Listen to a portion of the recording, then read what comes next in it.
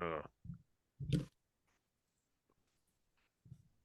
And welcome back to Subculture on centralcoastradio.com. Well, with the big release this week of Guardians of the Galaxy Volume 3, we thought we might actually go back and have a look at what some of our favorite Marvel movies have been with the whole team. So we'll kick it off with you, Kyle. What is your favorite Marvel movie of all time and why? um, it's really a hard choice to make. I think definitely the one that I always find myself defending, and especially in relation to the MCU, my personal favorite always comes back to Captain America, the First Avenger. Yep. Um, yeah, just I'd like the other MCU films leading up to that. Of course, maybe some a little bit more than others. This was only the fifth one, but it was the first. I think it was the first that really set up a lot of things that would then be called back on down the line. It was the first it was the first movie that was really showed like an alternate universe kind of thing, that this isn't really this isn't in our world. It harkened back to a whole bunch of alternate World War II history. There were other characters in history that had superpowers. These weren't just people that were popping up out of nowhere at that one particular time in modern times. Um, Hugo Weaving as Red Skull was great. And yeah, I really loved the character of Steve Rogers, and just his altruism, and that being something that he already had, as opposed to something that he had to learn over the course of the movie. Like his with the other characters, their character arcs were mostly about them learning to be respectful of humanity and stuff like that. But with Steve Rogers, he was already almost like a goody two shoes. He already was like almost a perfect guy, but it was just he didn't have the physicality to do anything. And like that was what that entire movie was built around, like him still being kind of naive, and that he was giving these gifts and wanted to do something more, just like because of his morals.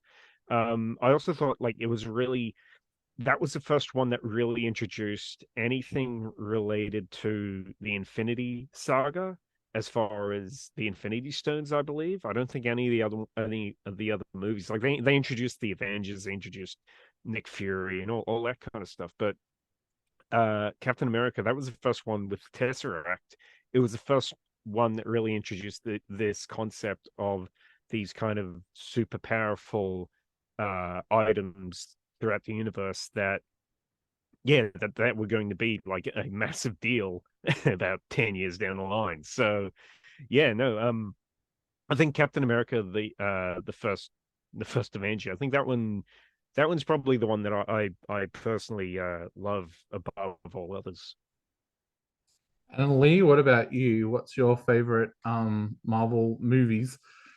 I find it very hard to pick one. There are so many good ones. But I think um, I go back to the original Spider-Man with Tobey Maguire, um, and of course Kirsten Dunst, William Defoe, James Franco, big names here. J.K. Simmons. I really enjoyed that movie. I loved how it was a bit of an origin story, how Spider-Man became Spider-Man, and the love interest between him and Mary Jane, the relationships between Ben Parker and May Parker as well. I liked how it brought a lot of family storylines in and lots of characterization, as well as, of course, the action scenes and um, you know, the justice scenes and helping people, and how that all came about. I like the costume. Um, I thought that was done really well as well. So the design of the costume. But yeah, I think it was really interesting for me, and probably brought me into the world of Marvel more than it had ever before. I was never a great big comic book reader in the past, but this certainly brought me into the world of Marvel. Yeah, I think it really just stood out to me that, gee, I really love this universe and I love these characters, and I wanted to then be really involved in getting to watch more and more Marvel movies from there. So from there, That kind of was the one that, brought it up to the next level, wasn't it? Yeah. I Because think so. we kind of had stuff, what was it? Fantastic Four before that was still a Yeah. bit kind of not quite right. And the only thing that had been successful in the past couple of years before that was X-Men. And then, Yeah. Spider-Man had kind of like brought it up to that level. Especially, yeah. So especially when you hear what the original versions of the Spider-Man movie was supposed to be like the movie that I believe James Cameron wanted to make with Leonardo DiCaprio. Yeah.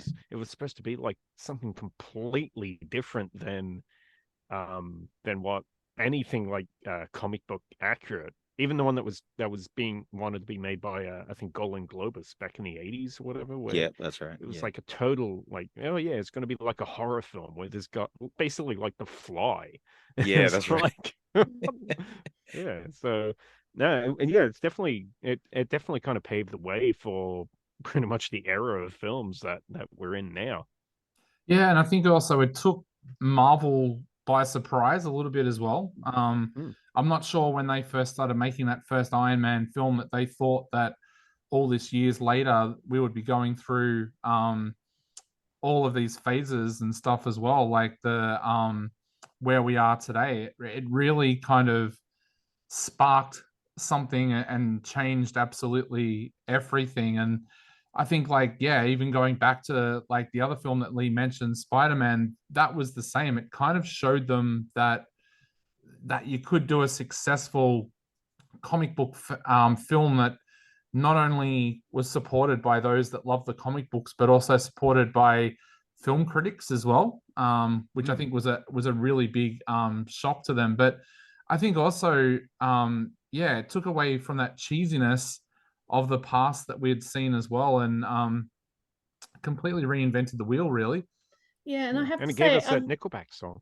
Yeah. I have to say, I And really Killing enjoy Heidi. the new Spider-Mans as well. Yep. I really love them as well, and of course, having seen the originals with Tobey Maguire, that I think that led me to the love of the new ones as well. And yeah, I can't really choose between them, but I think that's where my journey started, so that's why I go back there. But Dave, I'm glad you mentioned Iron Man as well, because while I said it's hard for me to choose which I love most, Iron Man is the original is one of my very favorites. I love the character. I think, he's a bit of a smart aleck, but he's also very smart.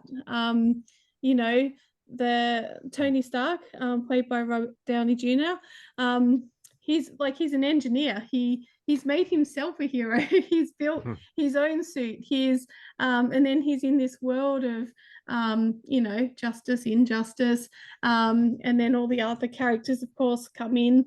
And so I really, really love that series as well. But again, the original is way better than the second or third movie. But yeah, I always that will always have a special place in my heart, Iron Man and Spider-Man. So they're probably my two big ones. And more recently, I quite enjoyed Black Widow.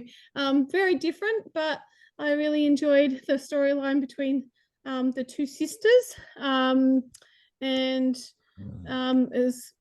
quite different. So of course, Scarlett Johansson, who we really we've seen in a lot of movies, Marvel movies, and then Florence Pugh. I'm not sure if that's how you pronounce that.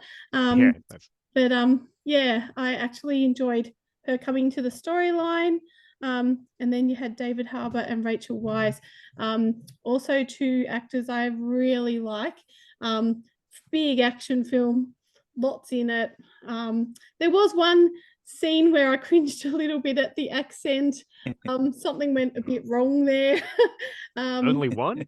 Yeah, but Just that was like what's his name? like Russell Crowe in the last Thor movie. Just Yeah, like, yep. is he Italian or Greek? Like, Actually, I saw a comedian during the comedy festival that raised a really, really good question.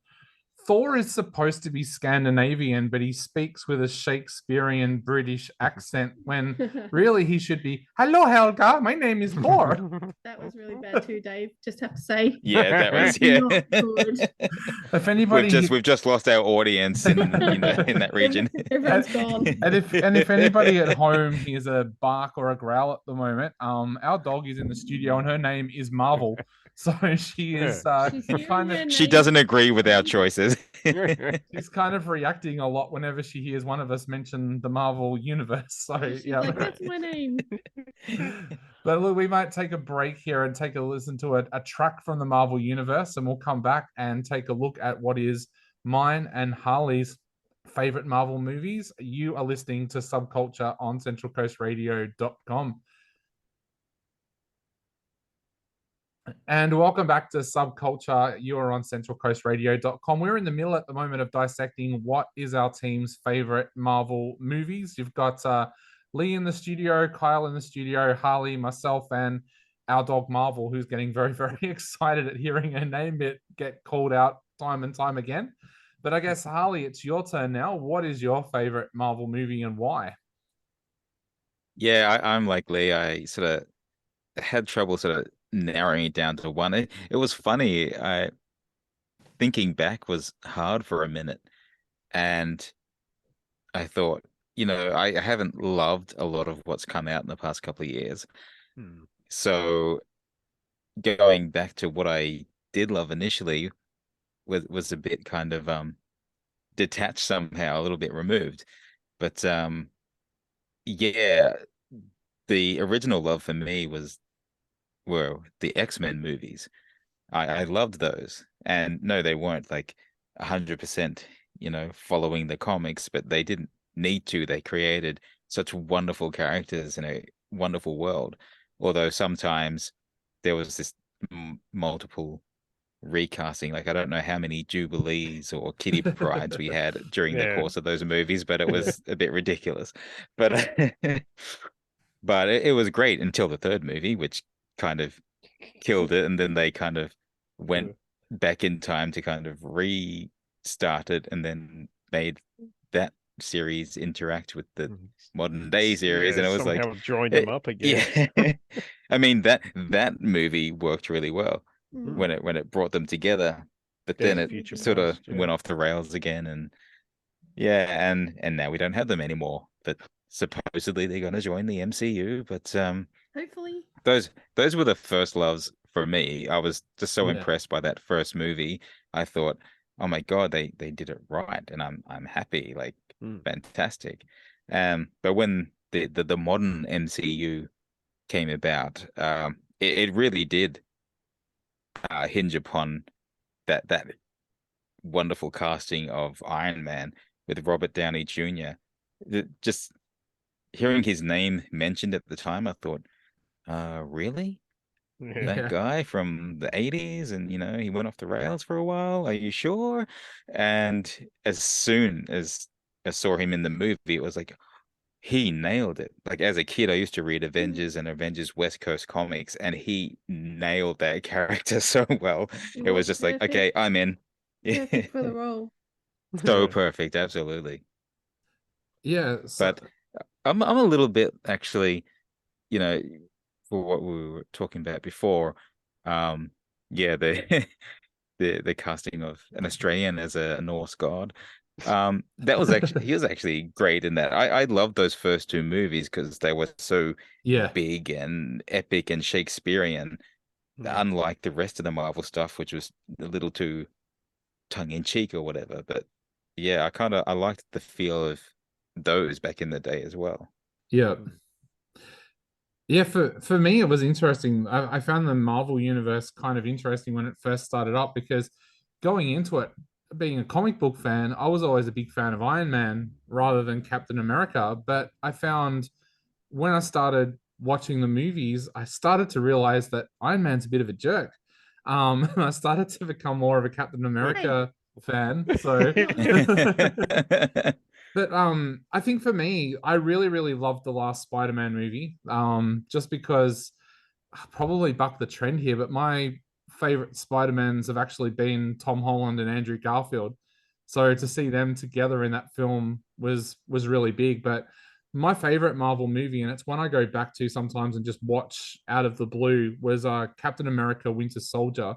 I remember when they announced that film and they said that the Russo brothers were doing it. I was like, what? The guys that created Community? Like, are you serious? Like, these guys are actually going to do an action film? Like, how is that going to work? And I kind of was expecting going into it and for it to be a bit comedic, which I normally don't like when they do that in the Marvel universe. So I was kind of went into it not expecting much, but that epic battle scene on board the ship as it's crashing back to Earth between Captain America and the Winter Soldier slash Bucky was just absolutely amazing. I think it's still my favorite sequence in the entire Marvel universe, and I think this was actually the film that made me fall in love with Captain America rather than Iron Man. I know when they went through that phase where the two hated one another, it was like I was very much in Cap's camp, and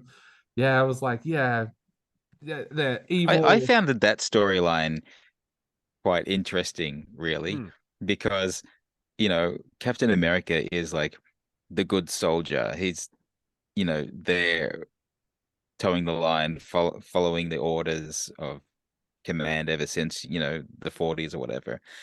But all of a sudden, he's in the Civil War. He's the one who goes against the grain, and suddenly the guy who's normally against the grain is towing the line.